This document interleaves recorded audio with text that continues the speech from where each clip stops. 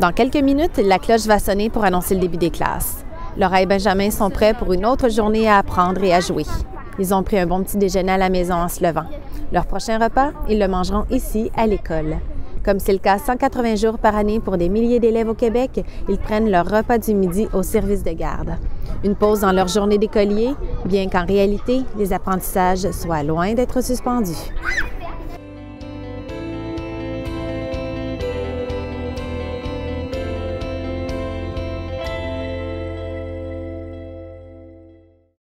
Le repas est pour les enfants un moment d'apprentissage. Ils y développent leur goût, leurs habitudes et leur comportement alimentaire, mais aussi plusieurs autres habiletés, parfois loin de celles de manger. Il suffit d'un dîner en compagnie des élèves de l'école primaire Saint-Jean-de-la-Lande pour le constater. Dans ce reportage, nous verrons les différentes habiletés que les enfants développent au repas, ce que manger implique au-delà de se nourrir et les valeurs que l'on associe à la saine alimentation.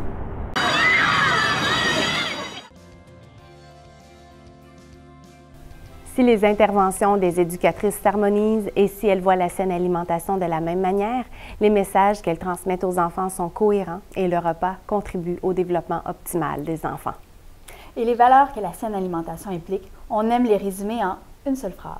Manger, c'est bon, c'est plaisant et ça s'apprend. La saine alimentation fait une place à tous les aliments. Aucun interdit, aucun bon ou mauvais aliment. Il y a des aliments bien sûr plus nourrissants qu'on mange plus souvent, mais tous les aliments sont importants pour nous apporter une variété de nutriments, d'expériences et de plaisir. Lorsqu'il s'agit de plaisir, le contenu de l'assiette est aussi important que le contexte des repas. Pas de pression à manger, pas de conditions ou de négociations. On discute de façon harmonieuse et on profite du moment de partage. Et ce qu'on offre aux enfants est aussi important que la manière de l'offrir. Le repas doit être une expérience agréable pour que les enfants développent le plaisir de bien manger. On se rappelle donc les 3 valeurs, c'est que manger c'est bon, c'est plaisant et ça s'apprend.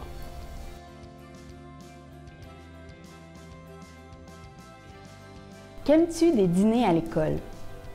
Bien, ça me permet de voir des personnes qu'en classe, ou au récré, j'ai pas tendance à aller jouer avec eux. C'est le fun d'être avec nos amis. Parler avec mes amis. J'aime dîner avec mes amis puis en même temps parler. Enfin, une pause pour passer du temps avec les amis. Le moment du dîner à l'école est un moment de rassemblement, un moment de création de liens d'amitié qui est très important pour les enfants parce qu'on sait que plusieurs d'entre eux aiment l'école, entre autres, grâce à la présence de leurs amis.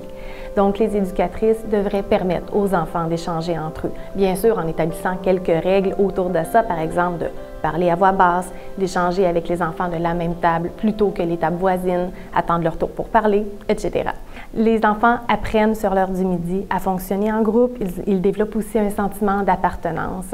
Les apprentissages sont bien loin d'être terminés. Sur l'heure du midi, ils s'y poursuivent aussi. Parce qu'apprendre à socialiser, c'est aussi important que les mathématiques. Le repas à l'école est pour les enfants une occasion de développer leur estime de soi. Bien, j'aimerais ça faire mes responsabilités. Ramasser le recyclage. Environ 3 semaines, je vais changer les responsables et c'est sur une base volontaire. Je ne force pas personne parce que de toute façon, ça ne donnera rien. Mais les enfants, en général, sont très heureux de participer. C'est développer leur autonomie. Donc, les enfants sont fiers. C'est moi, je m'occupe d'aider l'éducatrice à faire le silence. Bon, ils ont chacun, bien, pas tous, mais il y a près de la moitié des enfants qui ont une tâche. Les enfants aiment ça se sentir utiles et importants. Ils aiment qu'on leur confie des tâches qu'ils sont capables d'accomplir et ils aiment rendre service. Donc, ça fait partie du rôle de l'éducatrice que de les responsabiliser. Par exemple, en leur confiant des petites tâches simples comme nettoyer les tables, ramasser la récupération, passer le balai, tenir les portes tout simplement. Et quand ces petites tâches sont accomplies, c'est important de les remercier, de les féliciter aussi. La meilleure façon de faire, c'est le renforcement positif. Beaucoup, le renforcement positif, la fierté, développer l'estime de soi de l'enfant. Au moindrement qu'on remarque quelque chose, c'est important de le souligner à l'enfant. Je les ai vus, tes efforts aujourd'hui. C'est bon. Même si c'est pas parfait, loin de là, c'est important de le souligner. Sur l'heure du midi, les enfants développent aussi leur habileté motrice. Est-ce que vous avez besoin d'aide parfois pour ouvrir les aliments dans votre boîte à lunch? Des fois. Mon thermos. Une fois, moi, j'avais mal fermé mon thermos, puis il y avait de la soupe. Puis là, toute la soupe s'est renversée dans mon thermos. Ma compote a explosé. Manger, ça prend certaines habiletés et elles se développent repas après repas, collation après collation. Sur l'heure du dîner, les enfants développent notamment leur habileté motrice lorsqu'on les encourage à déballer, à peler ou à couper les aliments par eux-mêmes. Bien sûr, on peut leur montrer comment faire s'ils ont besoin d'aide. Une fois que c'est fait, on les laisse expérimenter. Les enfants adorent ressentir le sentiment de compétence quand ils réussissent à le faire par eux-mêmes. On a eu l'occasion d'observer plusieurs dîners au service de garde et dans l'un de ces dîners, il y avait une éducatrice qui a répété plusieurs fois à un enfant de manger son spaghetti. Je me suis mis à observer cet enfant, pourquoi elle ne mangeait pas son spaghetti, pour finalement constater qu'à chaque fois qu'elle amenait sa fourchette à sa bouche, les pâtes tombaient en chemin. Elle n'arrivait pas à prendre une bouchée. L'éducatrice a remarqué la même chose que moi, alors elle lui a montré à glisser les pâtes dans sa fourchette plutôt que les piquer. Elle a essayé, ça a fonctionné. Quelques minutes après, elle avait terminé son plat et me regardait avec un beau sourire tomaté. Benjamin, qui mange avec toi? Ben, mes amis, puis mon éducatrice. Avec mon éducatrice. Il y a une adulte, c'est notre prof de dîner. C'est le fun d'être bien entouré au repas. Et la présence de l'éducatrice est non seulement sécurisante, elle fait aussi bien des heureux. Elle a donc sa place avec les enfants à table, même si elle ne mange pas toujours avec eux. Elle peut bien sûr discuter, soit de leur quotidien, mais aussi parfois des aliments. Par exemple, en transmettant certaines connaissances, en piquant leur curiosité et en faisant la promotion de la saine alimentation. C'est facile de lancer la discussion sur les aliments simplement en demandant aux enfants « Qu'est-ce que tu préfères dans ton lunch et pourquoi? » Les éducatrices sont des modèles pour les enfants. Elles doivent donc avoir une attitude positive et même enthousiaste envers les aliments. Moi, je leur dis souvent, ça sent bon, qu'est-ce que tu manges? Là, on part sur les repas préférés. Encore une fois, le repas est plus qu'une occasion de se nourrir. Et les éducatrices et les surveillantes font beaucoup plus que surveiller. Et évidemment, le repas est un moment propice pour développer ses goûts. Les pommes, avant, je n'aimais pas ça. Mais maintenant, ma mère m'achète une nouvelle sorte, mais c'est meilleur. Souvent, Laura, elle a des rouleaux aux fruits faits maison. Puis elle m'avait apporté la recette à un moment donné, puis je les ai essayés. Les goûts, ça se développe et les repas sont le moment idéal pour se faire, autant à l'école qu'à la maison. Quand un enfant voit un ami manger un aliment, il pourrait être tenté de le faire lui aussi, parce qu'on sait bien que les enfants s'influencent entre eux. Parfois pour le pire quand il s'agit de faire des singeries, mais parfois pour le meilleur quand il s'agit de découverte et de plaisir. Et évidemment, les éducatrices influencent aussi les choix alimentaires des enfants et le développement de leur goût, avec leurs commentaires, mais aussi quand elles les encouragent. Par exemple, un enfant qui fait un effort pour goûter un aliment qu'il n'aime pas tellement ou un nouvel aliment dans sa boîte à lunch.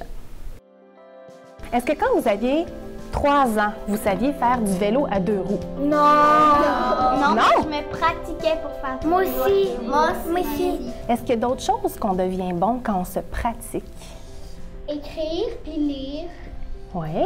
Quoi aussi? Un instrument de musique. Quoi? Ben, tous les sports. Tous les sports? Faire de l'équitation. Oui. Puis quoi aussi? Jouer à la Wii. Savez-vous qu'on peut devenir bon aussi à aimer les aliments quand on se pratique? Mais si tu les manges plusieurs fois, tu peux t'habituer. Si on y goûte plusieurs fois, mais on n'est même pas obligé de toujours y goûter pour se pratiquer à aimer ça. Des fois, juste d'en avoir dans notre assiette pour apprendre à les connaître. C'est essentiel que le contexte du repas soit agréable parce que quand le repas est synonyme de plaisir, il y a plus de chances que l'enfant associe aussi les aliments au plaisir. Les midis, les enfants travaillent aussi sur leur autonomie. On a décidé de mélanger plein de choses. On mettait des clémentines dans notre sandwich. Le repas est en partie un terrain d'expérimentation pour les enfants. Ils aiment manipuler les aliments, ils aiment inventer des recettes et des mélanges. Ça contribue à développer leur autonomie, ça contribue à façonner leur propre goût et éventuellement aussi à faire leur propre choix. Les enfants ont l'imagination fertile et d'une certaine manière, ils s'amusent avec les aliments. Bien sûr, s'amuser ne veut pas dire lancer des aliments par terre, les jeter ou encore les gaspiller. Les enfants doivent apprendre à gérer leur autonomie sans transgresser certaines limites. Et ces limites, elles doivent être enseignées clairement en leur disant ce qu'ils peuvent faire, mais aussi ce qu'ils ne peuvent pas faire. Est-ce que tu as hâte au moment du dîner à l'école? Oui, parce que j'ai faim. Souvent, j'ai hâte parce que j'ai faim.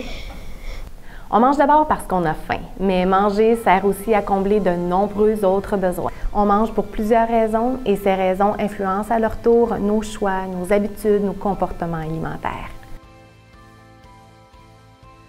Ces catégories, on les appelle les 5 dimensions de l'alimentation. Et à quoi ça sert de savoir tout ça? À aider les enfants à retirer le plus de bénéfices de leur repas et aussi à les aider à développer le plaisir de bien manger. La dimension biologique de l'alimentation a trait à ce qu'on met dans notre bouche, autant en termes de quantité que de qualité. On souhaite que l'alimentation comble les besoins de l'enfant, mais ni plus ni moins. On veut qu'il mange assez, on ne veut pas qu'il mange trop. La dimension biologique implique aussi de laisser les enfants manger à leur faim, sans les forcer, sans les restreindre. La dimension biologique, c'est aussi fournir aux enfants un endroit propre où manger et leur apprendre à se laver les mains avant et après le repas. La dimension socio-culturelle, on en tient compte notamment lorsqu'on fait en sorte que le repas est un beau moment. Les éducatrices créent une ambiance qui est agréable et conviviale, entre autres quand elles laissent les enfants parler calmement entre eux. Et côté culturel, chaque enfant arrive au service de garde avec un bagage qui lui est propre et ils s'enrichissent entre eux. La dimension du développement durable nous rappelle que c'est important d'encourager le recyclage, le compostage des déchets, de privilégier les aliments locaux, les aliments qui sont peu emballés, d'encourager les contenants réutilisables et autres actions de ce genre. Pour ce qui est de la dimension économique, les éducatrices peuvent s'assurer que les enfants ont accès à des aliments sains et variés en quantité et en qualité suffisante. Et dans le cas contraire, elles peuvent intervenir en respectant les façons de faire de leur milieu dans un cas d'insécurité alimentaire. Des situations où c'est triste aussi, des boîtes à lunch où il n'y a presque rien, où c'est vraiment pas équilibré ou pas santé, ça vient me chercher. Parce que moi aussi, j'ai des enfants, donc je voudrais pas que mes enfants en arrivent là. Je peux pas juger les parents non plus parce qu'on connaît pas nécessairement les situations financières. Des fois, c'est ça, des fois, c'est pas ça non plus, parce qu'on apprend dans le courant de l'année plein de choses. Donc, oui, on en voit des choses qui sont tristes comme ça, puis on peut pas faire grand-chose, là. Quand on voit les enfants qui arrivent avec des plats congelés, qui sont dégelés, mais ils ne sont pas chauffés, puis tu ne peux pas les faire chauffer. Ou... Puis là, tu te dis, oh mon Dieu, on va vraiment manger ça ce midi. Mais je ne peux pas les nourrir non plus, là. Je ne peux pas faire ça. Alors, ce qu'il faut retenir, l'éducatrice a un rôle à jouer pour enrichir l'expérience alimentaire des enfants et faire du repas un moment de multiples apprentissages. C'est important d'avoir une vision globale de l'alimentation des enfants, de bien comprendre les facteurs qui l'influencent pour bien répondre à leurs besoins. Parce que la saine alimentation, c'est bien plus que de leur fournir des aliments de bonne qualité nutritionnelle. Une saine alimentation mise sur le goût et le plaisir de manger. Elle s'apprend au fil du temps et des expériences de l'enfant et elle lui sert toute sa vie.